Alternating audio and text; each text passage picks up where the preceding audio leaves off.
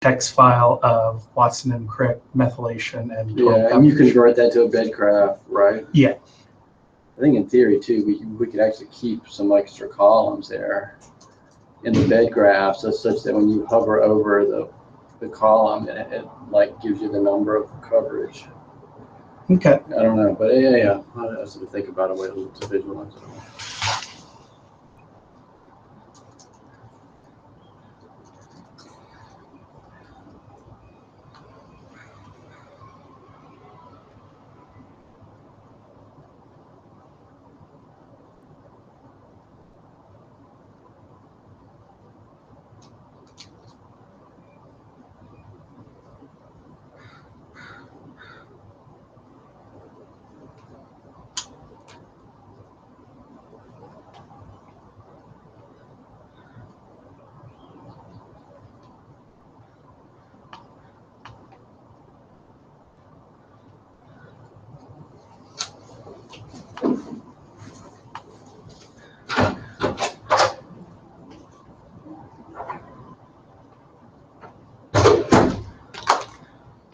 This weekend, I have to go through and rerun Bismarck with the Lambda genome, because apparently Bismarck doesn't send stuff to its results to the standard out. And so when I was writing everything to a file, it didn't catch that. Okay.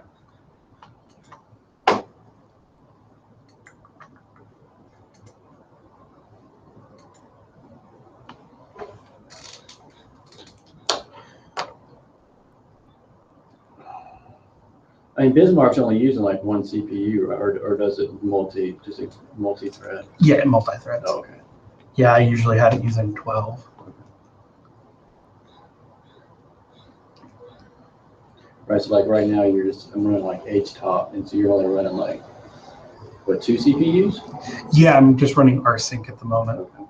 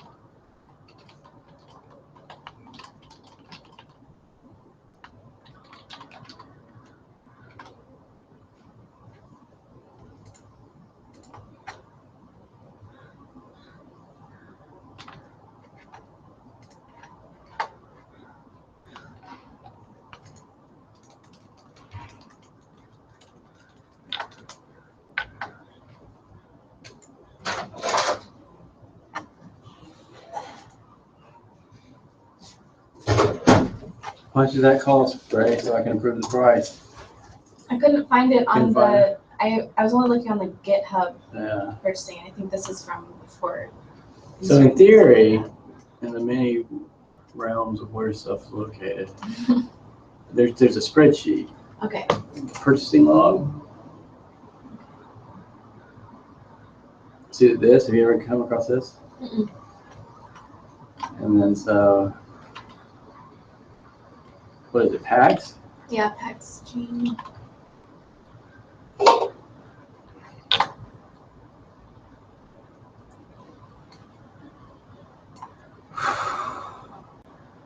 don't see it on there, huh? Well, it could be, I don't know. I could be doing it wrong.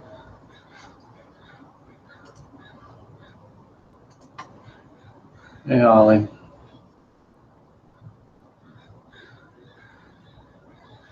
My microphone's still horrible today? No, not yet. It's normally just when when I'm talking, I can hear it back, but it's not the case today. So yeah, I don't hear myself coming back today. That's good.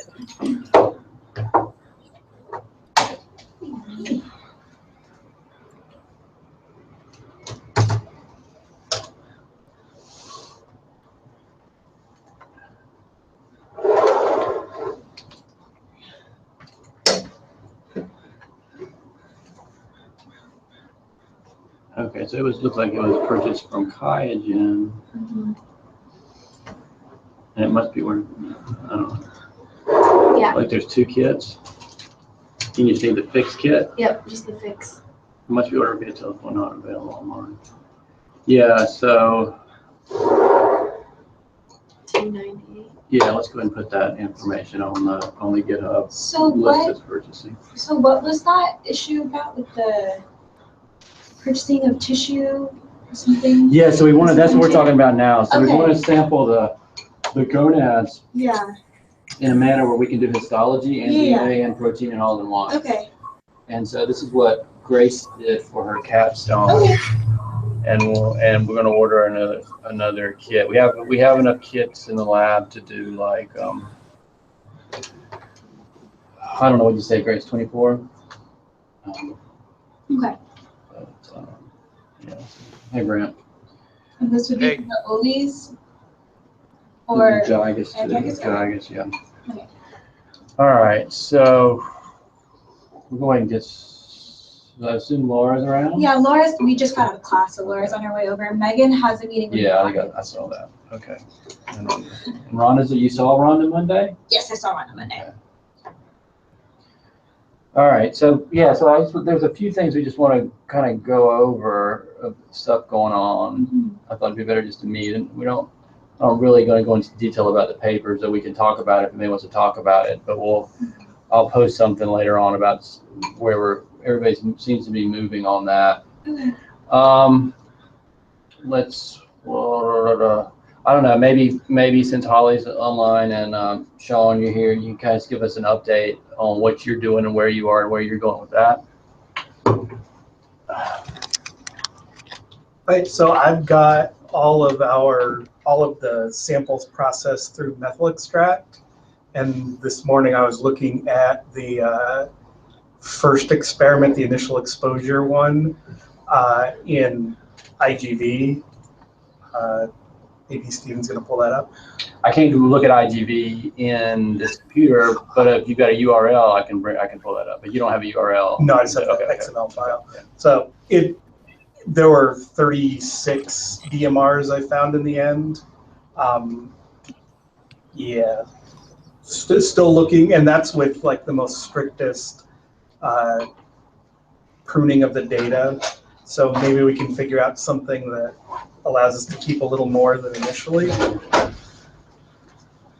Yes, Is I that think. just Go day 10? ahead, Holly. Sorry, is that just day 10? No, that is the initial 3 initial sampling points. I don't actually know what the dates are.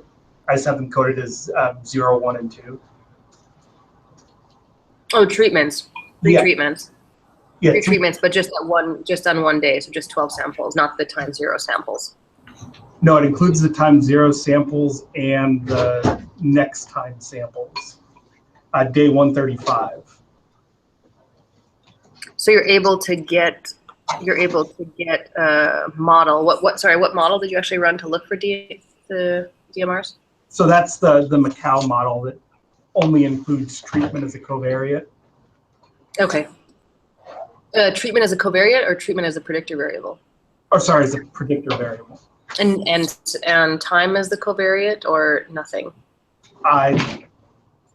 Did I save that up? I don't think I saved that up, but I think time is the covariate and treatment is the predictor. It's supposed to be able to take multiple things as predictor variables, but it doesn't explain in the output what exactly it is doing. So I'm a little unclear on that. It's a little black box-ish. It would be interesting, I think, to do just times 0 and see what we get just for variability, because there's no treatments, I guess, by just like grouping them into fake treatments and see if we see any differences. And then do just day 10 where we know we have replicates for different treatments and we don't have to worry about time. And that way we don't have to worry about more of the black box. We just know we're looking at the one predictor variable. Okay, so do day 0, do day 10 alone. Okay. I can do that fairly quickly. And so Monday yeah, if you guys in your notebook kind of summarize stuff, we just look at it without loading stuff, and then Monday, Holly, we'll kind of talk about it in a little bit more detail at 10. Is that right? Yeah. Yep. Okay.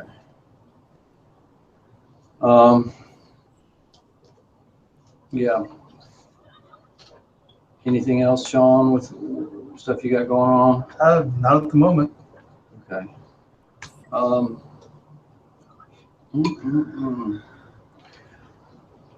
right. What else? What are you doing, Grace? Measuring oyster seed and then organizing the -80. Okay. Yes, I think we've got it. We're getting there. It's not as bad. The top shelf was the worst. So Catherine, did you get an answer for the question you had about samples or? Yes, yeah, and I closed the issue. Okay, I saw you closed it, but I didn't think that answered your question. I thought you were like, no, that's not it, but I guess I didn't. Oh, it's not. It was not the samples I was looking for. I did find the samples I was looking for here. Gotcha. In okay. -80, yeah. Those are samples I don't care about, but are of from the 2015 experiment at the end of like post-settlement oysters. So that sounds like something you might care about at some point. Okay. And Catherine, it looks like you've been putting some links up on the Publithon thing, so you're getting things started on there and sharing a library, yeah. And do you? Yep. We sent you everything you need in terms of the other samples? Yes, yep, I got those. I got the ethanol ones that had dirt in them, which I assume was intentional. Ethanol dirt, what? What did you do? It was like a lot of dirt. Dirt? In the tubes? No, it was like a plastic bag with dirt in it, and then the boxes of tubes. So I'm assuming that was some ethanol requirement. Oh yeah, it's not dirt. No, yeah, that's an absorbent. Yeah, that wasn't dirt. Okay. That was a scientific special polymer. It costs a lot of money. Okay, it looks a lot like mulch, but it might be mulch. I don't know what it is, but yeah, it's to absorb the ethanol if it breaks. Yes, okay. Yeah. I think in the tubes. I was like, no, that's not it. That's what I figured. Okay, and so you're redoing the 2B rad libraries and working on the genetic. Yep, those are. Okay. Yep. And I put, with the 2B rad, I put an issue like on the 2B rad wiki about those QC reports from the libraries we submitted last November. I assume Gene would have emailed to you or Sam. Yeah. So you saw Sam's answer, right, yesterday? Oh, I'll check. Yeah. So Sam found him. Sam found him, and he made a mistake and didn't share him. But you should have access. He emailed yesterday. He posted yesterday. So take a look at that. But he did find them. Okay. So he did find them. Cool. Yeah, I see those up here now. Okay. Yeah, and so we're thinking about oilies. We're waiting on some PacBio data for a better genome for that. Laura, do you know what all your samples are from this week, or do you have to ask Catherine a question? Do you have any questions prepared for Catherine? I don't have any questions prepared. You know what they are? Catherine, I have some of your little oysters that you, I believe, spawned in 2015. And the label on the PSRF put on the oysters says Catherine SS F2 2015. So that seems like it's South Sound. F2 meaning. You're muted, Catherine. Yes, yeah, SS is South Sound. Okay. So Oyster Bay. Oyster Bay? Yep. Okay. But what does that help me? Grace knows the answer, but she's not allowed to answer. What does what mean? You say, when you say Oyster Bay, do you mean they're from Oyster Bay originally and were grown out of man? I mean, these are offspring from Jake's Yes. boy, right? So are these? Yes, their parents were grown out in Clam Bay, and then their grandparents were originally from South Sound, Oyster Bay. Yeah, grandparents from South Sound, Oyster Bay. Then those were spawned, and the parents were reared in Clam Bay, and then you spawned them, and that's what I have. And they've only been raised in the hatchery and in Clam Bay. Yeah, yeah, and so in my papers, I've been referring to them as G1s and G2s. Like generation 1, all in the same environment. Second generation, all in the same environment. So all of Catherine's Oyster's parents were physically grown up in Clam Bay, correct? Yeah. Okay. Yes. And what is Off the top. Dog? Yeah. So you have South Sound, and what else? Me? Yeah. So those are the only Catherine oysters I have. I also have 3 separate groups from, what's his name here? Jake. Okay, let's back up a little bit. Catherine, does that make sense to you that they would only have one population, or is it just a lack of labeling or a combination? No, there should be 2 populations. Let me get my lab notebook from that. All right, Grace, you can look now if you want to. See if you can figure it out. Yeah, no, there should be some of all 3 populations, and there were a lot from South Sound and Hood Canal left after November 20. So there should have.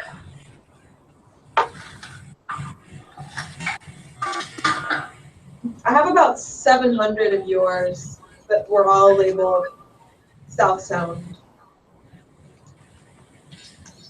Yeah, there was like another, like in the range of 500 of the Hood Canal ones that should have also been hanging off in a separate bag off the top. Okay. Okay, so Laura, what you're saying is that based on what you saw this week, you have no distinguishing between Catherine's. They're just Catherine's name, and that's it. Yep. So okay. Remind me to look at some emails to pictures. I'm almost wondering, Catherine, if they just did not keep them separate or something.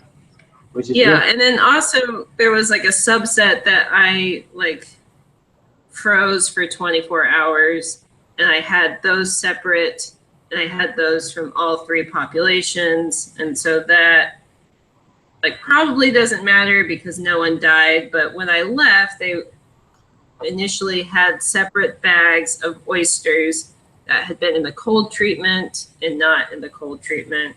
And so there should theoretically have been 6 little bags of oysters hanging off the dock. So I don't know if some of them were lost or. Okay, so Laura found the pictures of when Stuart pulled them up. And what are they labeled differently? I mean, I see like 9 labels.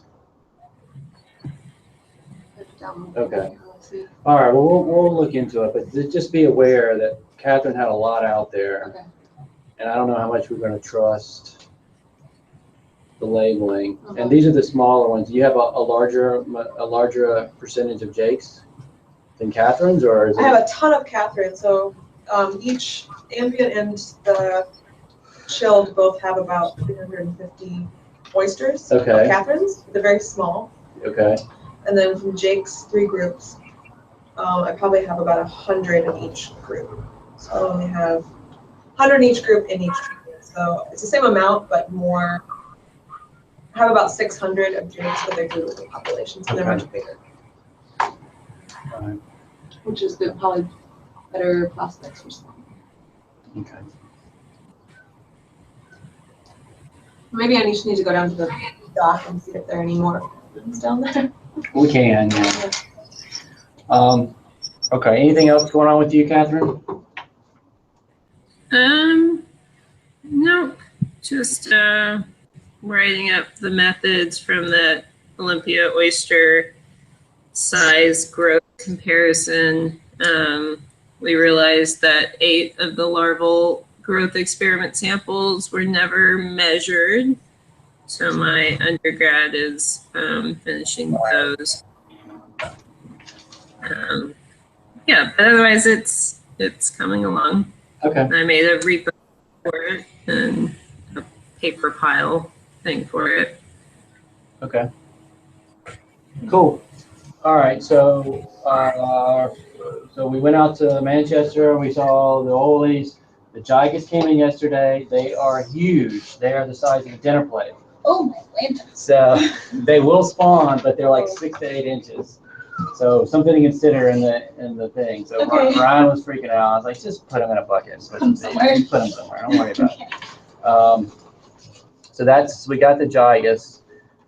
600 of them? 200, I believe, is what we said. But if they're like this a piece, that's more than I thought. I thought they were going to be like this big. Yeah. So they're nice. I think we probably will not necessarily use them all. We'll sample a lot. We might even bring some. We also have the possibility of doing some other experiments with them. But they're holding them on paste somewhere there until we get back. I'm going to be out there next Thursday. So yeah, I mean, so what y'all need to work on is by next Thursday, giving me a clear plan of what I should ask Manchester to do for that experiment. And then we also, when we were out there, we also talked about all the other stuff that we have to do, like filters and pumps. I talked to Ryan yesterday, and there's enough algae pumps, so I think we're going to be okay with that. But anything else, like the plumbing in the water, valve you're talking about, and he's going to install the pumps before Thursday. So I'll be out there Thursday. Does anybody want to come out, or can y'all come out or no? We have class all day. Okay. So sometime we need to sample. You need to sample before the 08 thing starts, and part of it will be what Grace is ordering for the histology, and think about that, and then keep thinking about the plan of the tank arrangements once the 08 starts. I'm thinking it's going to be 4, 4, 8, 8, 16 of those big tanks, and just figuring out how to use those 16 tanks. But there'll be some prep work involved. But I can do stuff out Thursday. I'm not going to sample all the oysters by myself, but I can like run the pumps and turn the pumps on and check the chemistry and get all that stuff going on. So this is just a question. So if theoretically our oysters are running through the same experiment, can we have them in the same buckets, or do we want to check? Okay. Yes, I think that's going to be the kind of space saver type. No, I think that's going to be one of the cool traits, little things with this is doing multi-species in the same tank. But yeah, so yeah, I think you can go. I mean, in my mind, these little Caroline did something like that.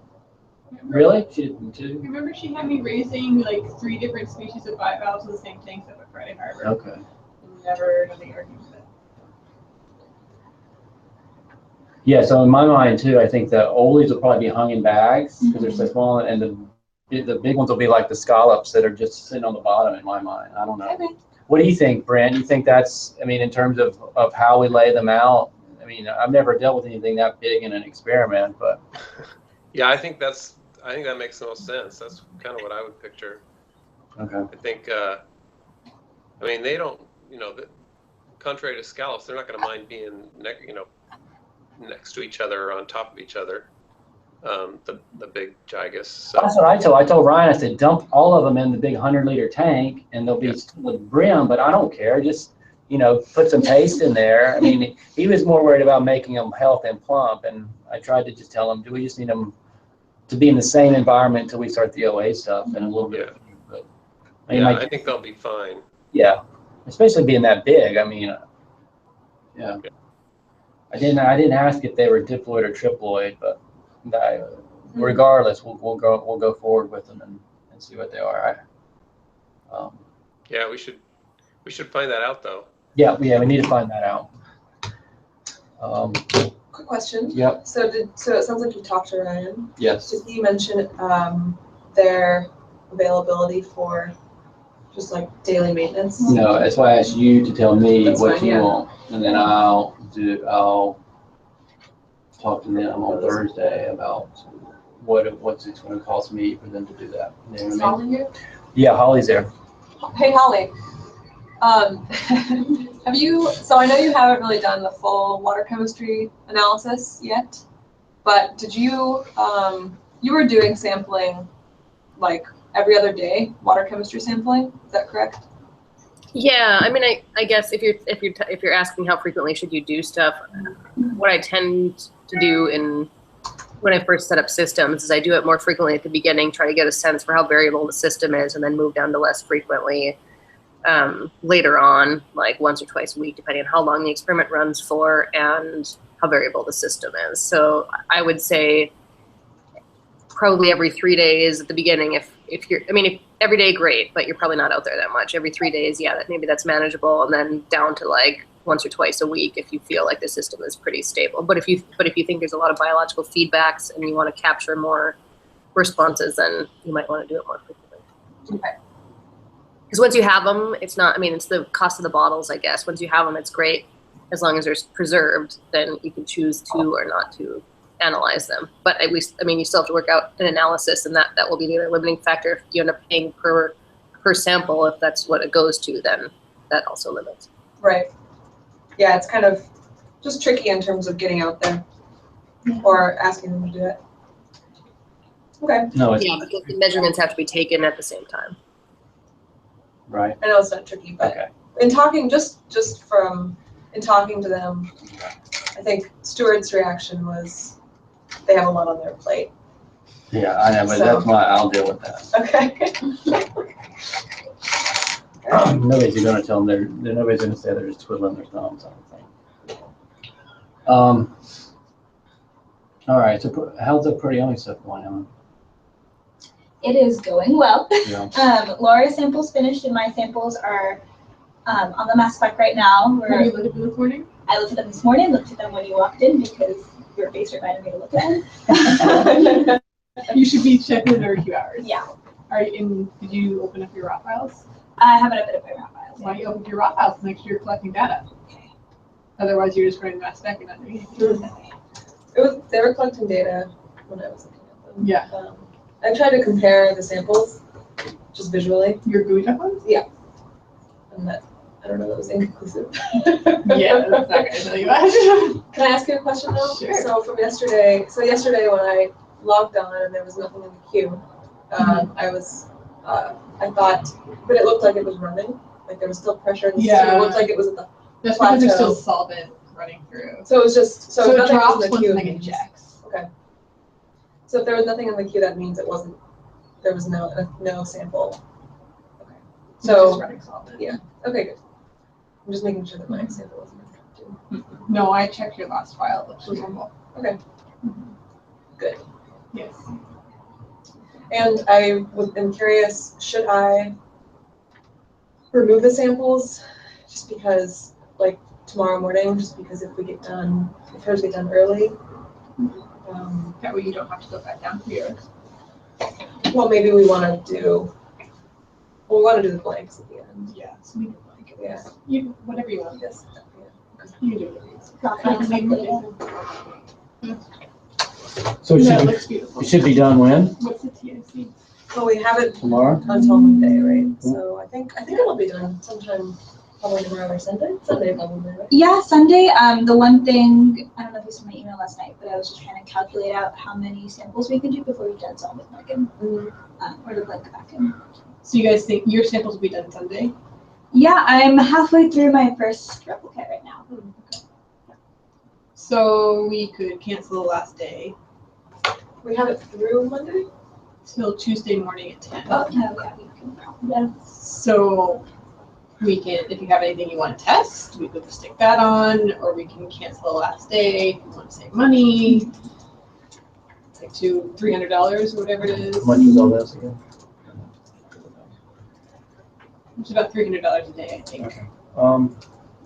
Yeah, I don't have anything in top of my head, but maybe we'll come up with something, but your data format's what when it comes off? You know what you're doing with it? Yeah. The More raw- or less. More or less? We know that Emma's gonna help us with pecan. Well, I think, well, how far have you gone, Sean? You played with Rhonda's data and got it. Different Through- data. Different type of data. This is important for me. Yes. Okay. So, Different data. It's not, you can't comment search it. okay. We have to do the pecan thing. Okay. Pecan and then skyline. So that was gonna be one of my questions. Do we have Skyline on anyone's computer? I don't know if we have Skyline, we have Pecan though. Okay. You do? Yeah. You got it? What? You got it? Yes. Yeah. All right. I didn't So- know it was available. Yeah. So Rhonda, I think Rhonda's worked her data. Rhonda's Through never run a pecan. Abacus. Yeah, she did Comet and then Protein Profit and Yeah. then Abacus. Gotcha. Okay. I ran pecan for Rhonda. Okay. It's not easy to use. Did you get it to work? I know, I can't never remember. Okay. played with that Okay, one. never played with it. There was one you had trouble with. Which one was that? Yeah, that It was- took you some troubleshooting. All of them? Okay. Wait, so we do or no? Yeah, we do have Pecan. Pecan, but not Skyline. Yeah. Rhonda downloaded Skyline. She used Skyline. Yeah, So Skyline is on a Skyline's about the easiest thing because Skyline's definitely a GUI PC program, Yes. and maybe that's it. Or maybe is there a command line, or it's all GUI? No. So Skyline's super easy because it's just a desktop. It's just a regular application. These Yeah. other things are mostly command line, right? Yeah. Anna? Yeah. Okay. I'm wondering if she put Skyline on her monitor in our office or on her personal. Or personal computer, I'm sure. Okay.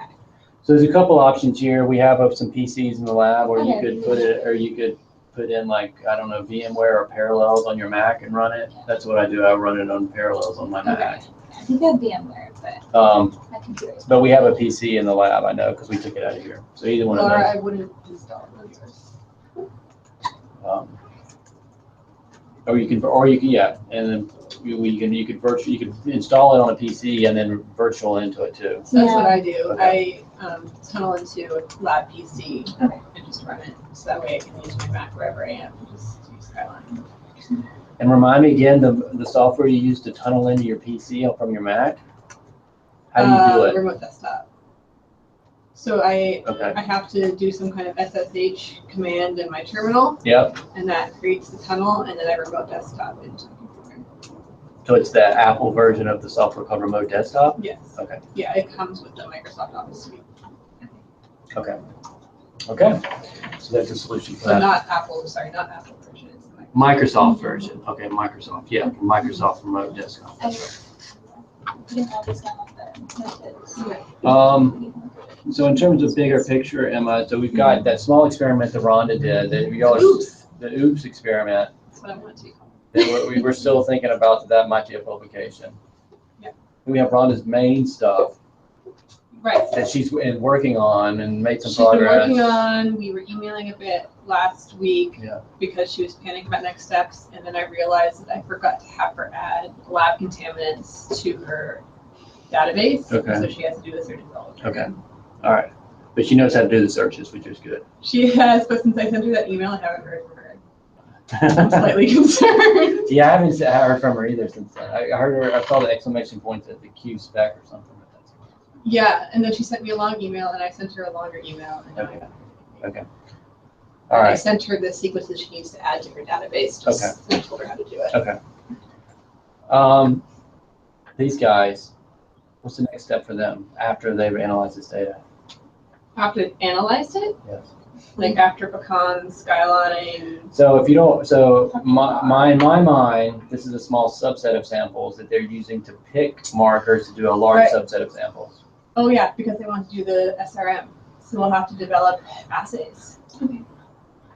So you'll analyze the samples and you'll do some kind of statistical analysis to decide which proteins and peptides are informative for what you want to know.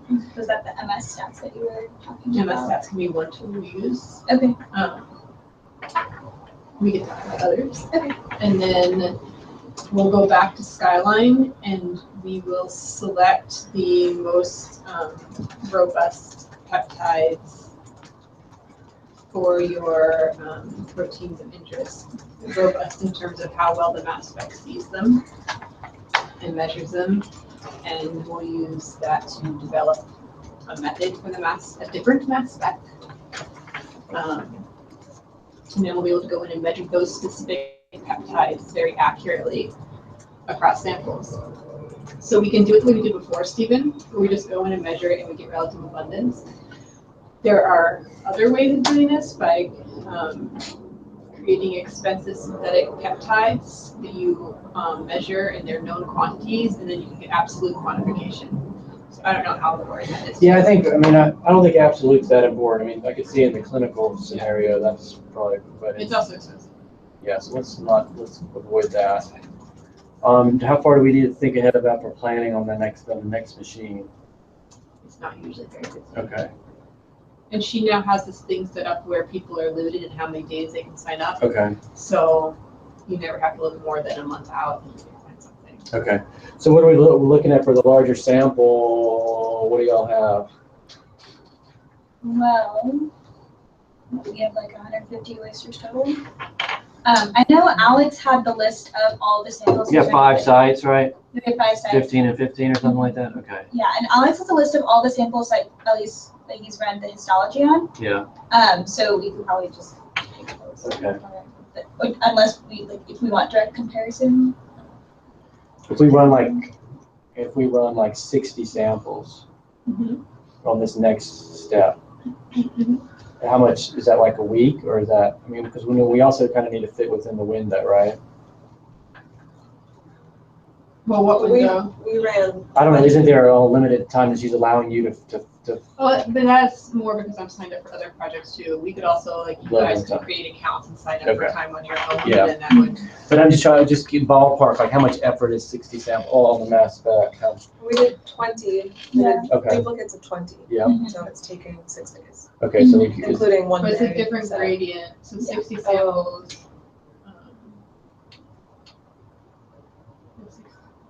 Is the lab preparation the same for those 60 samples? Yeah. Okay. Yeah.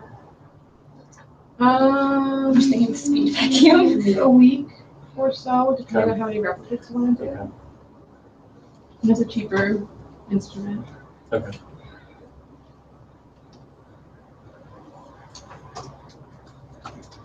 Because then it's going to be targeted, right? That's the idea. Based on these samples, pick some. How soon would we, like, when are we aiming for to get on the machine? How long will it take you to analyze the data? Well, I mean, that, Pecan will take a long time to run. That will take days. okay. And then once you have Pecan run, you have to figure out how to use Skyline. And you'll have to spend at least a couple of days analyzing your data in Skyline. And then it'll take quite a while to pick our peptides and verify them. Okay. And then Pecan's the first step, you said? that's the first step. Okay, so it'll try it here on our system and see if it works, and then hit up Emma if we have trouble. I just looked at it, and it will at least accept input to the program. So the program works, Yeah. if we know how it works. Am I allowed to give them the command line that Sonia told me to use for it, like the commands that she thought were good? Sure. And they'd like, I find her tutorial not that easy to follow. Are those the commands on the GIA wiki on GitHub, or? I don't know if I can prove yeah, probably. It's probably what I remember seeing some sort of. I took Emma's DIA, Yeah. Emma's email, and write them out here. Yeah. I have a list of files you need, so you can work on those. But I don't think I gave you the pecan. Oh, there it is. Yeah, It's there. Never mind, I gave it to you already. Yeah. And I still don't know how to calculate memory requests. But you can kind of put something in there, and then it will tell you if it wants to do something else. So. Okay. So you, okay. I was gonna say, do you have, like your example, do you have your scripts that you've used in the past? Like if we were to take this tutorial and see what you've done? Yeah. Do a notebook right there. That's no script I've used in the past with links for file names, but I do have an Evernote notebook. Oh, So it says about pecan pie dash o directory to create. Yeah. So what that does is pecan pie basically makes the directory with everything you need, and then you have to go into the directory and actually run pecan, which is confusing. Okay. and so pecan, you just say in Pecan. Okay. Pecan. Pecan. No, he's from the south. You don't have to talk like him. Pecan, basically, you give it a list of peptides, like you know, just a list of peptide sequences, and you say, find these in these data files that I'm giving you. So it's kind of like writing a book-ish. Not, yeah, I think it doesn't look for best similarity, though I think it's looking for the exact match. Okay. She did describe the theory behind it a bit in that paper I sent, but I know it's probably a bit hard to absorb it all. So you mentioned downstairs the other day that we would need to talk to him about using reference. Yeah. Which reference database Yeah. for you use for GUIDA? Yeah. So can we talk about Yeah, Stephen, what kind of data do we have for a GUI database? We have like a transcriptome For the GONAD. Yeah. So we'll just use the GONAD for the gills. Yeah. Yep. I mean, I don't think it makes sense to do cross species, does it? I mean, it's just. We could add some stuff in there if we wanted. Another species if we thought. Go into it about twice. Yeah. I just do it with GUIDA, well, what I have, and then if it's just poor. Well, you can also, you can maybe take the ones that weren't assigned to the GUIDA and try them against some kind of bivalve. Yeah. Sounds good. So just back in terms of timeline, are we thinking of running those 60 samples before the end of the quarter or like the beginning of next quarter? Like what would make sense? Well, we would need to. I don't know how long it takes you to do things. Well, it took us like a week to do all 20 that. Yeah. Yeah. Oh, you haven't extracted them yet? Not all of them. You know. Just did the ones that Yeah. we ran. Yeah. So that will take some time. Yeah. Mm-hmm. So that's like what? And I know it's hard with your class schedule too, right? Yeah. Like when I'm designing an SRM assay, once I've done all the pecan and original analyses to find out which proteins I want, then when I'm in Skyline designing an assay, that can take like a week. And I don't have classes. Yeah. All right, yeah, let's keep tabs on it, see how things are. Yeah. We'll see. I'm assuming we probably would just do it kind of this quarter, beginning of next quarter, just in terms of our time restrictions. All right, anything else protein wise? Going very smooth.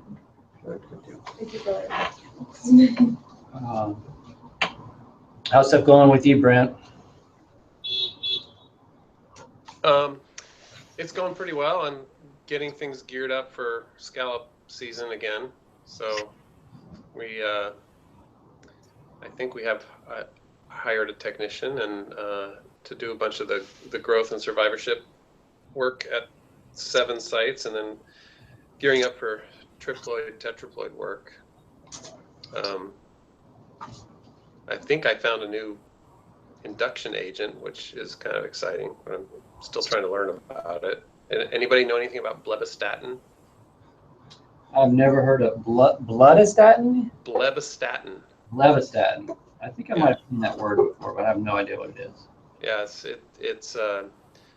apparently it's a myosin 2 inhibitor, and it has a very distinct action on the contractile ring. So it could, if it's not too cytotoxic, it could be a really good induction agent. Yeah. Camille says hi. Camille says hi. Oh, Camille, yes. Yeah, lots of things are moving around at WDFW right now. There's Rich Childers took another job. Pippa took another job.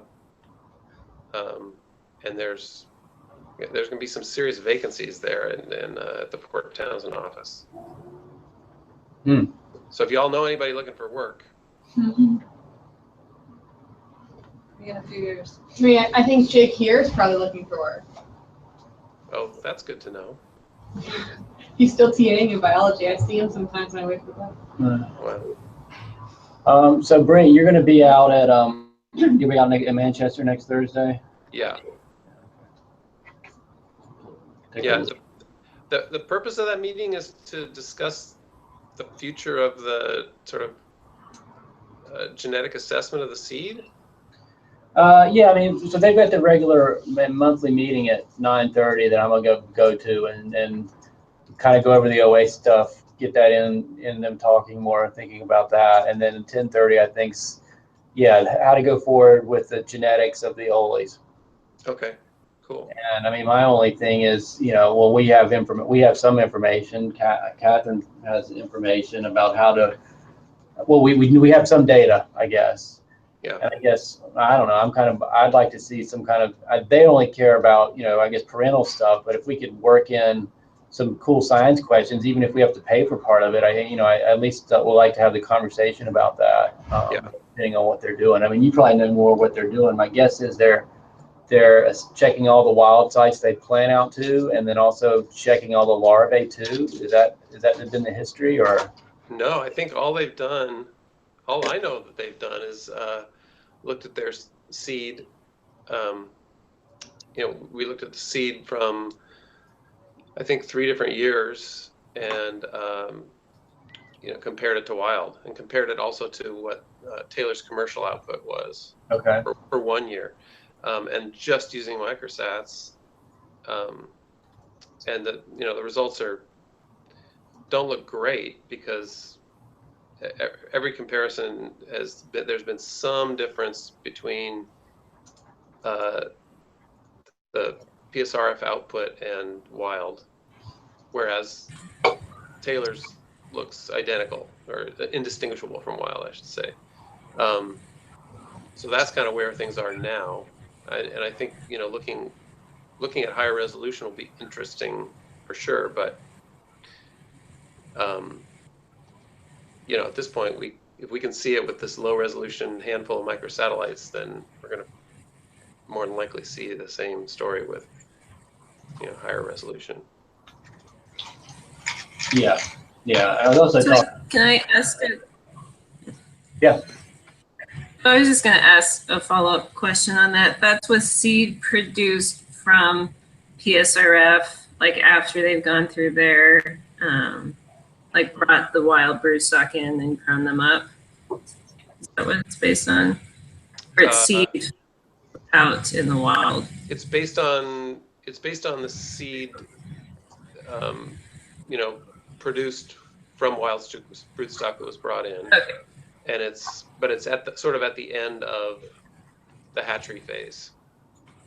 Right. And they're seeing that compared to the wild ones brought in and the seed produced, there's like frequency, or? No, it's actually not compared to the wild ones brought in, but compared to a separate wild collection.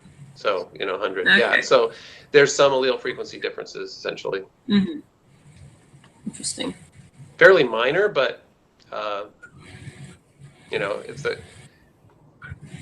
the goal is to make them indistinguishable, yeah, they're not there yet. So with what Taylor's doing, it is indistinguishable, basically. Well, yes, and it's it's only a one-time snapshot. Right. So I think I would advocate certainly for another look at what Taylor's is doing, and at the same resolution that we would look again at what PSRF is doing, because PSRF tried to replicate essentially what the Taylor method. So they veered from these small bucket system to more of an ongoing mass spawn, which is what Taylor does. But we're not able to replicate the allele frequency representation that Taylor's had, for whatever reason. Yeah. It's hard to know because I think the numbers are similar. And Right. I think that, you know, the year that we looked at was a bad year for production at the SRF. So I think Ryan's hoping that in a good year, it'll look more similar. Yeah. So I think I think that's part of what they want to talk about, right? Stevens, how to move forward with another look. Yeah, yeah.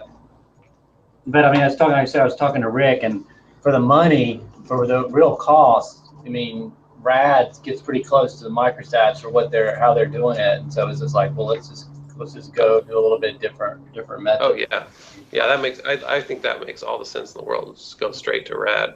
Yeah. And then Microstats are the genetic marker that everybody loves to hate. So. All right.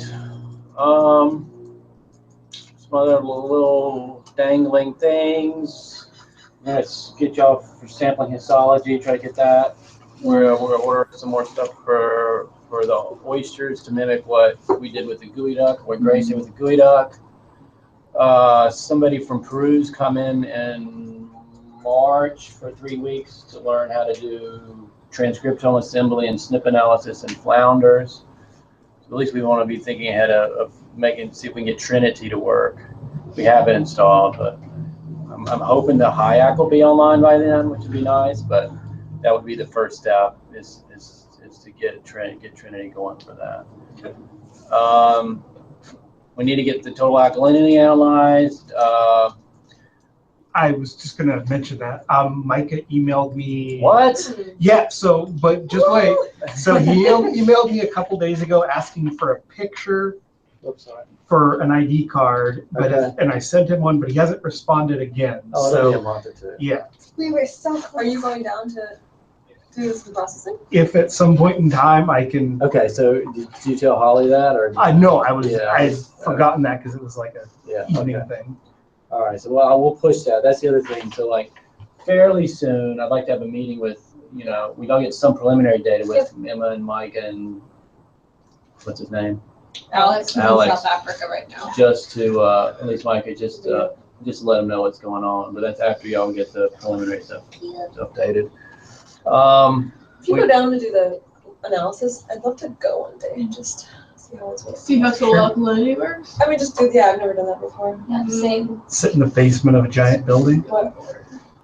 Make sure you I have did your all oyster my- sample first. Chemistry analysis.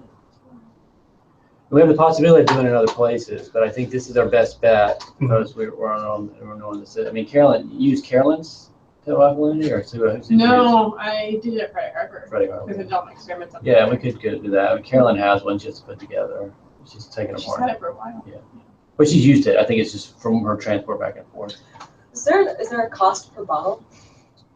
You guys know that? No, we don't know. I think the only thing used is acid. Right now with him that's one reason we're with Micah because we're just paying for Sean to do it, but and then paying minimal reagents. Other places are going to Yeah, have it's to expensive to send them off. Yeah, to send them off, it's pretty expensive. How long does it take for each sample?